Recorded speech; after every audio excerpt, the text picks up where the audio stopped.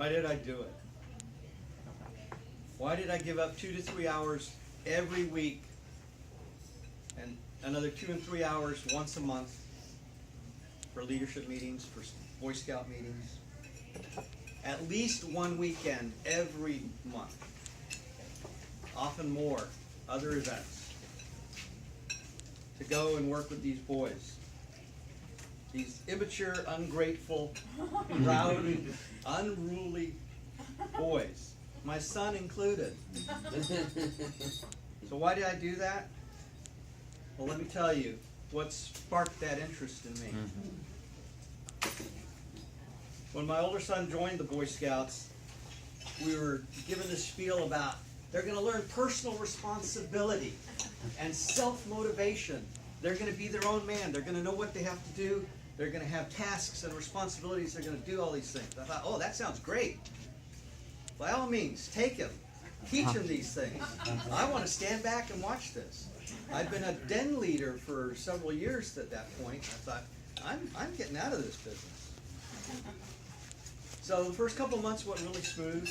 He went to the meetings. He started learning his knots. He started hearing about all the things he needed to know. Then came the first overnight hike. At the organizational meeting, they asked for volunteers. I said, okay, I'll go. You know, this is just a one-time thing.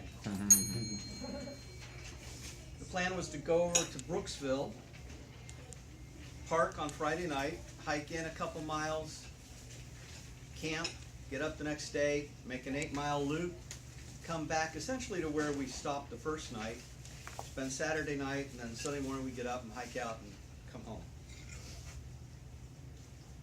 So the Scoutmaster is a big old air cavalry officer, very quiet, soft-spoken man with a great sense of humor, but practical, realist. I thought this is going to go smooth as silk. We got together Friday night. We took off. We had 12 scouts. We had 3 other adult leaders and myself, and we had the Scoutmaster.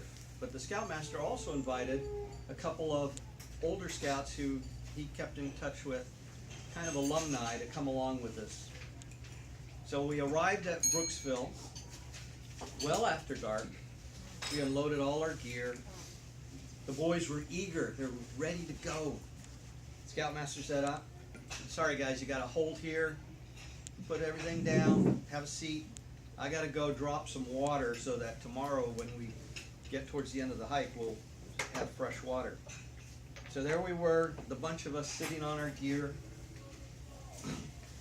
The boys started pulling out, playing with their flashlights. Some of them pulled out snacks, sitting around waiting. We were sitting under these beautiful oaks. It was a clear night. It wasn't really a full moon, but there was enough moon that you could see. We were there in the dark.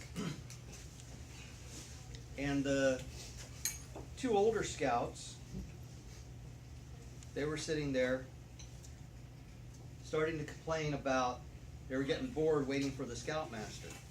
Okay, and this is when I realized what it is that really draws boys to scouting. It's fire.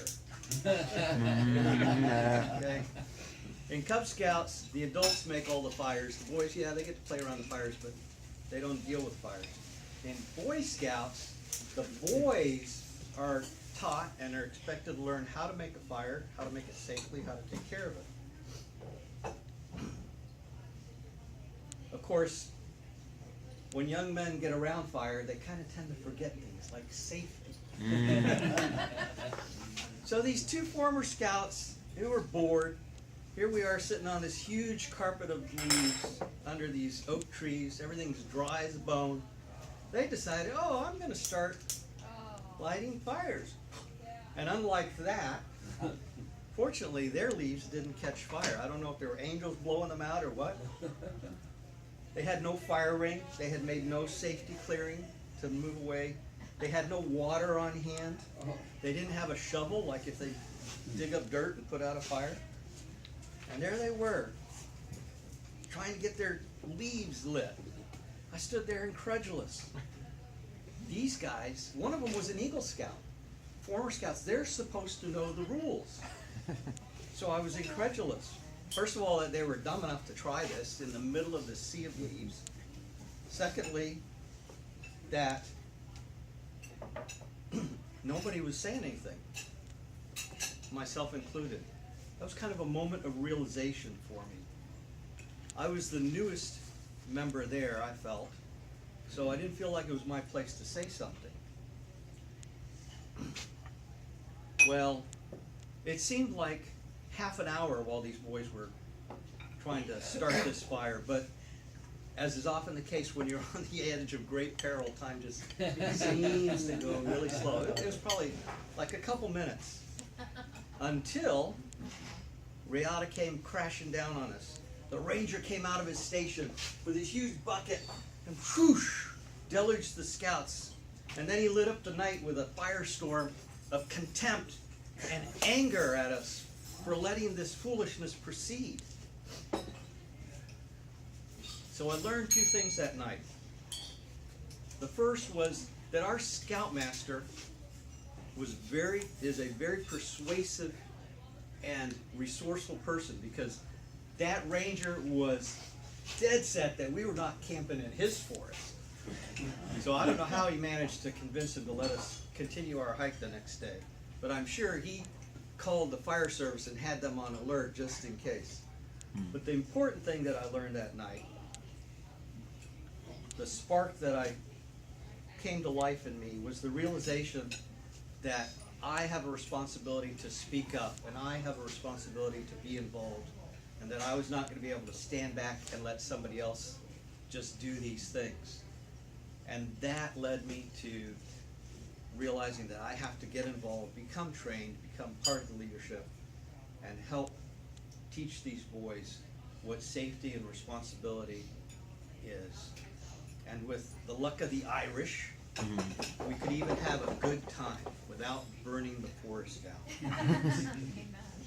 So in conclusion, no matter how good the leaders of the organization are, no organization can deliver quality product without conscientious and dedicated workers who make sure that every part of the process goes according to plan.